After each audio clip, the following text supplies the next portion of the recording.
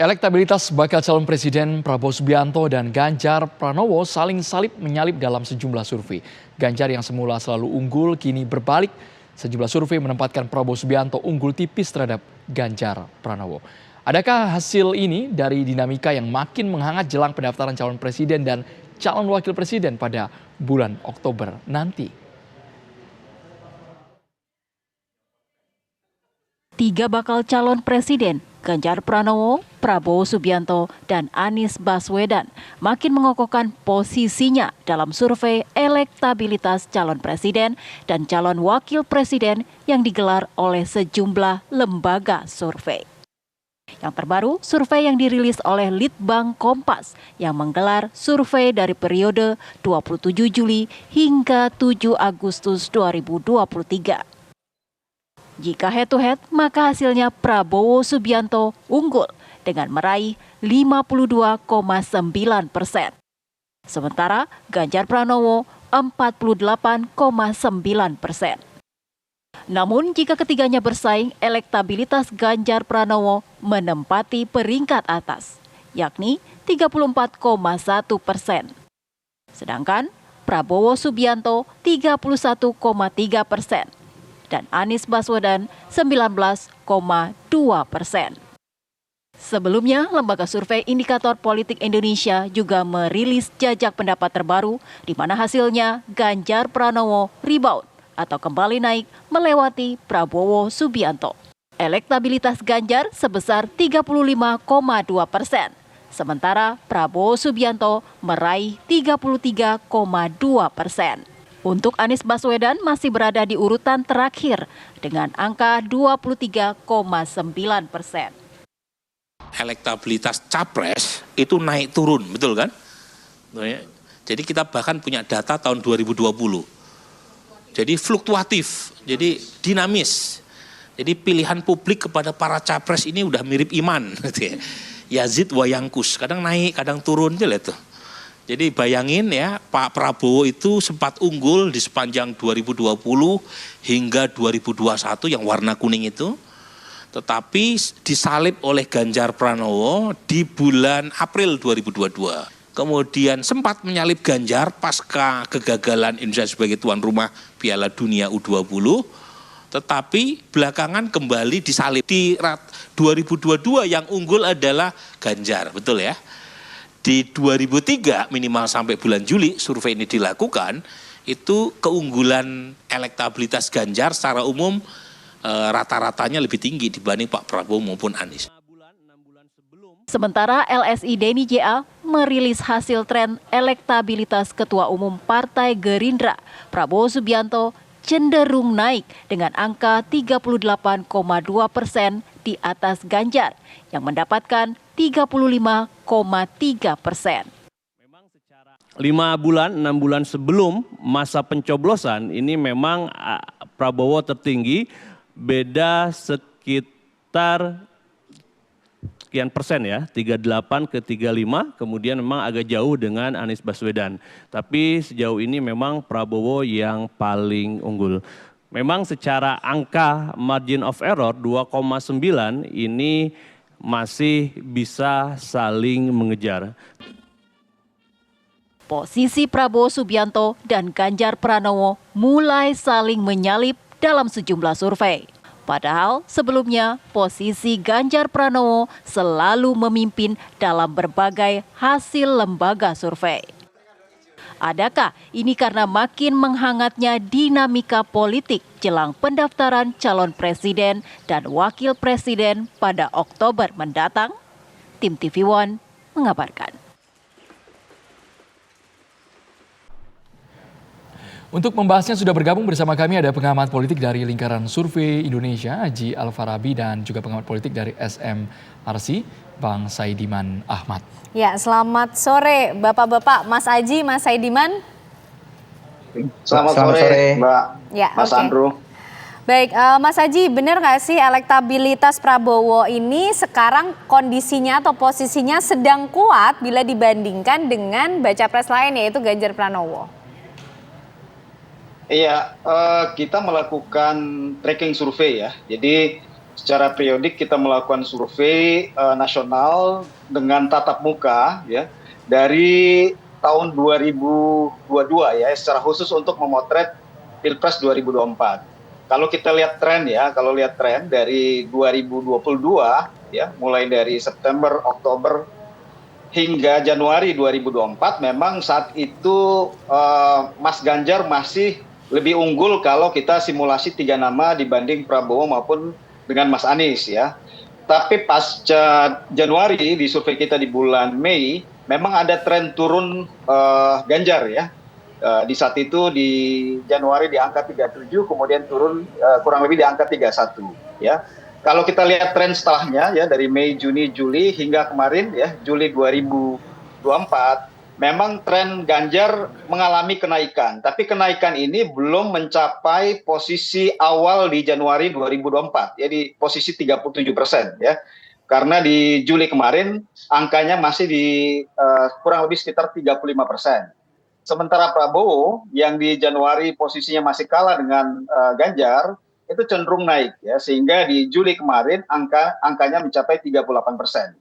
Kalau tadi kita lihat data yang sudah disiarkan oleh TV One ya, ada 2 lembaga yang lain yang melakukan survei di bulan yang sama ya, tapi tanggalnya berbeda ya. Memang data yang kita kumpulkan di awal Juli 2024, sementara Kompas dan Indikator melakukan survei di akhir bulan Juli 2024. Kalau kita lihat dengan data ini memang terjadi dinamika yang cukup cair ya, elektabilitas dari ketiga capres. Dan saya pikir ini karena terjadi trade off di pemilih yang mengambang ya. Trade off di pemilih mengambang yang kecenderungannya memang di pemilih yang mengambang ini lebih banyak terpengaruh dengan impresi-impresi sesaat yang muncul di publik. Sehingga kemudian siapa yang punya sentimen positif di saat menjelang di rentang survei yang kita lakukan, kemudian memang terjadi kenaikan elektabilitas. Tapi saya lihat memang di antara 2 capres ini ya, khususnya Mas Ganjar dan Pak Prabowo, ini memang terjadi salib-menyalip antara kedua capres. Baik Mas Haji, kalau versi Bang Saidiman, SMRC menyorotinya seperti apa? Apakah memang kecenderungan dari awal tahun hingga pertengahan ini Prabowo lebih unggul atau malah sebaliknya Ganjar yang di atas Prabowo? Iya, memang ada fenomena di mana Pak Prabowo Subianto ini mengalami kemajuan elektabilitas setidaknya memasuki 2023. Kalau kita bandingkan misalnya pada tahun 2022, memang rata-rata saya kira ya hampir semua lembaga survei itu cenderung menempatkan Ganjar Pranowo di atas Prabowo Subianto. Atau kalau kita lihat pada elektabilitas Prabowo Subianto pada tahun 2022 itu cenderung mengalami penurunan kalau dibandingkan dengan periode 2021. Jadi misalnya kalau di survei SMRC itu kita ada survei Mei 2021 itu elektabilitas Prabowo Subianto ketika itu untuk 3 nama itu sudah 34,1%. Kalau kemudian sekarang ya Litbang Kompas atau Indikator atau lembaga yang lain menemukan angka yang relatif sama 33% atau 34%, itu sebenarnya tidak cukup berbeda dengan 2 tahun yang lalu. Tapi memang di dalam periode 2022 suara Prabowo Subianto memang mengalami penurunan, lalu kemudian kembali menguat itu setelah Desember 2022 sampai sekarang. Nah, itu yang terjadi. Jadi sementara pada Ganjar Pranowo kalau kita lihat dari ujung ke ujung sebenarnya cukup konsisten ya mengalami penguatan. Pada Mei 2021 suara untuk Ganjar Pranowo itu sekitar 25,5%. Kalau kemudian sekarang lembaga-lembaga survei menemukan elektabilitas Ganjar sekitar 35-37%, itu artinya ada penguatan ya dalam 2 tahun terakhir. Itu yang terjadi. Jadi penguatan Pak Prabowo ini terjadi memasuki 2022. Lalu kemudian ketika suaranya sampai ke level di mana ia pernah ada katakanlah 2 tahun yang lalu, ini kemudian sedikit mengalami koreksi. Ini yang ditemukan misalnya lembaga seperti Indikator Politik atau Litbang Kompas yang melakukan survei yang paling belakangan ya dibanding tadi dengan LSI Dinijaya yang melakukan survei di awal bulan Juli. Oke, baik Mas Haji, Mas Saidiman, kita masih ingin tahu ya ulasan-ulasan dan bagaimana sih sekarang posisinya paling tidak dari 2 baca pres yang akan bertarung nanti di Pilpres 2024. Sesaat lagi pemirsa kami kembali untuk Anda. Anda masih bersama kami di Kabar Petang pemirsa, dan kembali kita akan berbincang dengan Mas Aji dan juga Mas Saidiman. Mas Aji, faktor apa sih yang menyebabkan kalau dibaca dari hasil survei Prabowo ini kok kondisinya justru semakin menguat dibandingkan dengan Ganjar Pranowo atau mungkin juga Anies Baswedan? Iya, alasan pertama adalah perubahan positioningnya Pak Prabowo ya, yang dulu lawannya Pak Jokowi, sekarang seakan-akan memang dibangun image-nya sebagai pewarisnya Pak Jokowi ya. Sehingga ini yang kemudian punya pengaruh yang signifikan terutama di pemilih yang mengambang ya.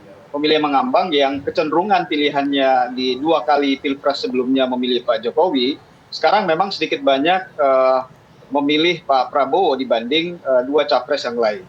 Jadi saya pikir pertama di perubahan positioning itu dan turning point-nya adalah ketika Pak Prabowo masuk dalam kabinet Pak Jokowi ya, dan semakin lama kita lihat keakraban Pak Prabowo dengan Pak Jokowi yang muncul di ruang-ruang publik, ini kemudian menguatkan image bahwa tidak ada resistensi Pak Jokowi terhadap Pak Prabowo dan menguatkan image sebagai pewaris Pak Jokowi. Yang kedua adalah kita melihat ada perubahan gaya Pak Prabowo ya dalam sikap atau gesturnya Pak Prabowo yang kelihatannya makin terbuka, kemudian makin lebih fleksibel ya, dengan merangkul banyak pihak yang dulunya menjadi lawan politiknya Pak Prabowo, kemudian sekarang masuk sebagai pendukung utamanya Pak Prabowo. Inilah kemudian saya pikir 2 hal yang menjadi mengapa tren Pak Prabowo mengalami kenaikan yang dimulai di kurang lebih bulan Mei, Juni, dan saat ini di bulan Juli 2024. Yang kedua saya pikir catatan yang penting ya, bahwa saya melihat bahwa dinamika yang terjadi ya, elektabilitas ketiga capres ini sebetulnya terjadi perubahan di pemilih-pemilih yang bukan pemilih loyal masing-masing capres ya. Jadi pemilih mengambang yang tadi saya sebut ya, banyak terpengaruh dengan impresi-impresi sesaat yang muncul di ruang-ruang publik, sehingga saya pikir situasinya masih dinamis. Ada beberapa momentum ke depan yang akan juga menentukan sejauh mana naik turunnya elektabilitas para capres ini ya. Pertama soal nanti pilihan cawapres yang akan mendampingi capres masing-masing. Dan kedua yang penting saya pikir terkait Pak Ganjar ya, karena tanggal 5 September nanti beliau mengakhiri ya jabatannya sebagai Gubernur Jawa Tengah. Saya pikir di situ kemudian akan juga menentukan sejauh mana kekuatan konsolidasi dari Pak Ganjar dan PDIP juga akan menentukan nanti dinamika elektabilitas Pak Ganjar maupun kandidat yang lain. Baik, Bang Saidiman, apakah dari SMRC juga hal yang sama ketika ada image bahwa dukungan Jokowi ini jatuh ke Prabowo, bukan Ganjar? Jadi gini, saya melihat ada beberapa hal ya yang kenapa kemudian suara Pak Prabowo ini relatif mengalami penguatan beberapa bulan terakhir. Yang pertama saya kira adalah ini ada faktor sosialisasi yang memang masif dilakukan oleh tim Prabowo Subianto. Itu dimulai sejak 2023 atau November 2022 sampai sekarang. Itu ada sosialisasi yang masif dan itu kita temukan di dalam survei. Sosialisasi ini terutama dilakukan di daerah-daerah pedesaan melalui atribut luar ruang dan seterusnya. Kemudian yang kedua, ada upaya untuk mengasosiasikan diri antara Pak Prabowo dengan Joko Widodo. Bahwa kita tidak tahu siapa yang didukung oleh Joko Widodo sesungguhnya, tetapi saya kira ada tim Pak Prabowo ini cukup efektif ya mengkapitalisasi hubungan kedekatan antara Prabowo Subianto dengan Joko Widodo. Kalau kita lihat sebenarnya Pak Joko Widodo bertemu dengan siapa saja. Bahkan satu-satunya capres yang dideklarasikan di mana Pak Joko Widodo hadir kan di Pak Ganjar Pranowo. Tetapi kita lihat usaha untuk mendekatkan Pak Ganjar dengan Joko Widodo itu tidak semasif yang dilakukan oleh tim Prabowo Subianto. Saya kira ini juga yang kemudian mengubah image tadi bahwa ada kedekatan antara Prabowo Subianto dengan Joko Widodo. Di dalam survei kita melakukan analisa tentang itu, ada perubahan pola di mana pada 2022 ke sana sampai 2021 itu ada pola di mana ada hubungan negatif antara approval rating pada Joko Widodo dengan elektabilitas Prabowo Subianto. Sementara hubungan antara approval rating Joko Widodo dengan Ganjar itu positif ya di masa itu. Tetapi November ke sini atau Desember 2022 sampai sekarang itu terjadi perubahan. Pada Prabowo Subianto hubungannya tidak lagi negatif, tetapi juga positif. Jadi kalau approval rating atau tingkat kepuasan publik kepada pemerintahan Joko Widodo naik, itu juga menaikkan suara Pak Prabowo Subianto. Jadi di beberapa bulan terakhir yang mengambil manfaat elektoral dari kenaikan approval rating Pak Joko Widodo itu bukan lagi hanya Ganjar tetapi juga Prabowo Subianto. Walaupun kalau kita lihat secara proporsional ini masih lebih besar, para pendukung Jokowi ini mendukung Ganjar Pranowo dibanding Prabowo Subianto. Kalau misalnya kita tanya kepada publik, kan ada sekitar 80% yang puas dengan kinerja Pak Jokowi. Lalu kita tanya kepada publik apakah mereka menginginkan pemerintahan ke depan itu melanjutkan kebijakan Jokowi atau tidak.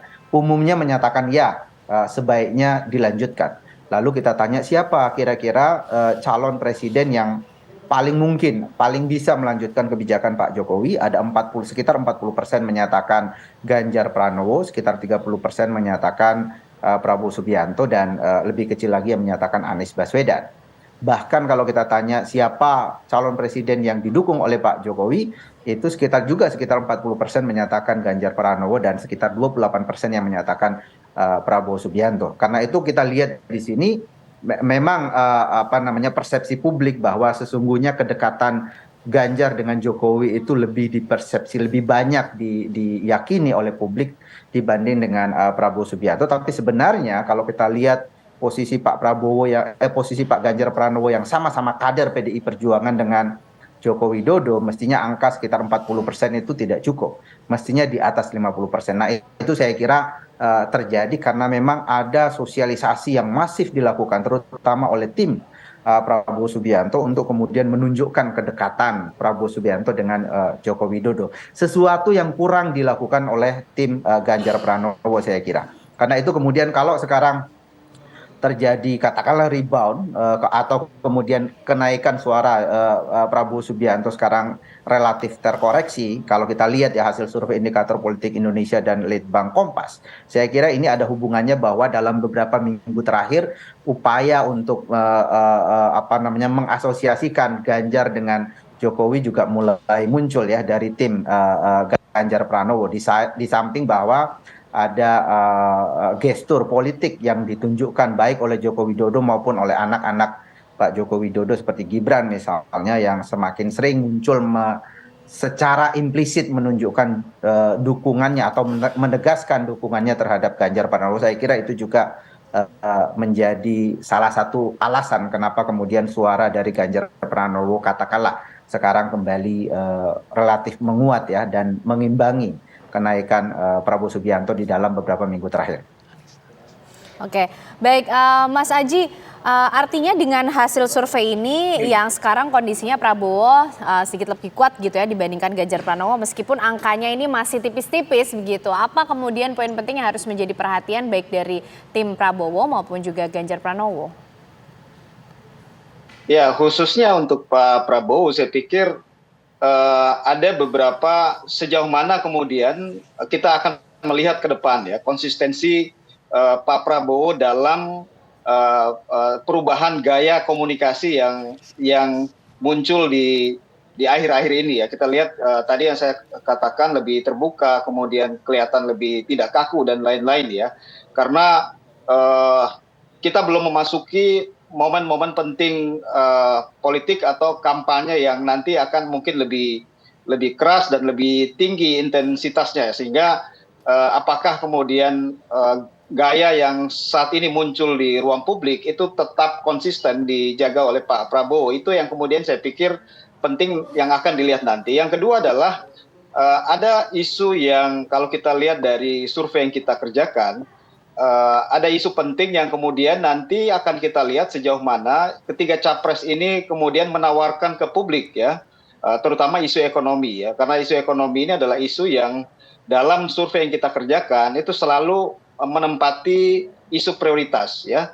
Memang saat ini kita lihat kondisi ekonomi persepsinya baik-baik saja ya oleh pemilih, tapi sejauh mana kemudian nanti baik yang saat ini mencitrakan diri ya sebagai pelanjut program Pak Jokowi, dalam hal ini Pak Ganjar dan Pak Prabowo, mana yang lebih meyakinkan di antara kedua capres ini terkait dengan program ekonomi ke depan. Yang kedua adalah kalau dari sisi Pak Ganjar, tadi saya sampaikan bahwa tanggal 5 September itu adalah momen di mana Pak Ganjar akan habis masa jabatannya sebagai gubernur ya. Sehingga ini akan menjadi PR juga bagi Pak Ganjar ya. Karena kita lihat tadi yang disampaikan oleh Mas Saidiman ya soal image kedekatan capres ini dengan Pak Jokowi, karena approval Pak Jokowi yang begitu tinggi sehingga memang kita melihat ada sejumlah tim dan capres sendiri yang berupaya untuk bisa mendekatkan diri mereka atau asosiasi diri mereka dengan para capres. Setelah tanggal 5 September, saya pikir mungkin momen-momen penting Pak Ganjar dengan Pak Jokowi itu kan harus diciptakan. Kalau saat ini dengan posisi beliau sebagai gubernur, ada beberapa kegiatan yang mungkin bisa di saat yang bersamaan muncul ya kedekatan di publik antara Pak Jokowi dan Pak Ganjar. Namun ketika selesai masa jabatan, maka ini mungkin bisa tercipta dengan acara-acara partai ya. Dan kita lihat beberapa waktu terakhir banyak sekali acara-acara partai yang jarang kita melihat ada keikutsertaan Pak Ganjar dan Pak Jokowi dalam satu momen yang bersamaan. Sehingga mungkin isu-isu ini yang kemudian akan menjadi dinamika nanti pasca tanggal 5 September nanti ya. Baik Bang Haji, kita ke Mas Saidiman. Angka ini jelas masih sangat dinamis dan fluktuatif. Kami juga ingin tahu kalau untuk posisi Anies apakah sejauh ini masih stuck di posisi ketiga atau mungkin saja akan mengalami lonjakan dan bisa menyalip Prabowo maupun Ganjar? Iya, saya kira persoalan utama pada Anies Baswedan adalah karena ia memposisikan diri sebagai tokoh yang akan mengubah kebijakan pemerintahan sekarang. Sementara pemerintahan sekarang ini begitu populer, itu sampai di atas 80% ya, ada survei yang menyatakan di atas 80%, 81, 82% yang menyatakan puas dengan kinerja pemerintahan Pak Jokowi sekarang. Jadi karena itu posisi Anies Baswedan yang mengambil tagline perubahan misalnya ini cukup problematik ya di tengah popularitas pemerintahan sekarang. Karena itu saya kira Anies Baswedan persoalan utamanya adalah itu, dia sangat tergantung kepada bagaimana persepsi publik dengan pemerintahan sekarang yang ingin diubahnya. Kalau dalam kondisi sekarang saya kira relatif sulit ya. Kemudian yang kedua, Pak Anies Baswedan sebenarnya sempat ya mengambil suara katakanlah kelompok Islam, ya, kelompok Islamis dari yang dulu mendukung Pak Prabowo Subianto. Tetapi kelihatannya dalam beberapa bulan terakhir kelompok ini kembali bergeser kepada Pak Prabowo Subianto. Saya kira itu juga tantangannya. Saya kira ke depan selain bergantung kepada bagaimana publik mempersepsi keadaan, terutama keadaan ekonomi seperti yang tadi disampaikan oleh Mas Aji itu juga perlu juga saya kira Anies Baswedan lebih mengemukakan gagasan-gagasan yang bukan hanya sekedar kritik terhadap pemerintahan sekarang, tetapi hal-hal yang benar-benar konkret ya, yang detail, yang kira-kira bisa ditawarkan. Itu pernah misalnya dilakukan oleh Anies Baswedan di DKI Jakarta, bahwa ketika itu Ahok itu begitu populer, approval ratingnya juga sangat tinggi di atas 70%, tetapi kemudian ia muncul dengan gagasan-gagasan genuine ya, yang kira-kira ditangkap oleh publik bahwa ia akan memperbaiki sesuatu yang sudah baik, hal-hal semacam itu. Saya kira itu bisa mengubah itu. Kemudian yang kedua, ini juga sangat bergantung kepada bagaimana Anies Baswedan bisa kembali meraih pendukung yang sekarang ini tampaknya ya kembali ke Prabowo Subianto. Dengan posisi Prabowo Subianto yang semakin mendekat kepada pemerintah dan mengasosiasikan diri sebagai bagian dari tokoh yang akan melanjutkan program Pak Jokowi, saya kira salah satu ceruk yang bisa diambil oleh Anies Baswedan adalah mengambil suara-suara kritis itu yang mungkin masih ada di kubu Prabowo Subianto. Baik, terima kasih Mas Saidiman dan juga Mas Aji dari SMRC dan juga LSI sudah bergabung bersama kita membahas bagaimana kondisi dari para baca pres kita di Pilpres 2024 nanti. Terima kasih, sehat selalu semuanya. Selamat sore.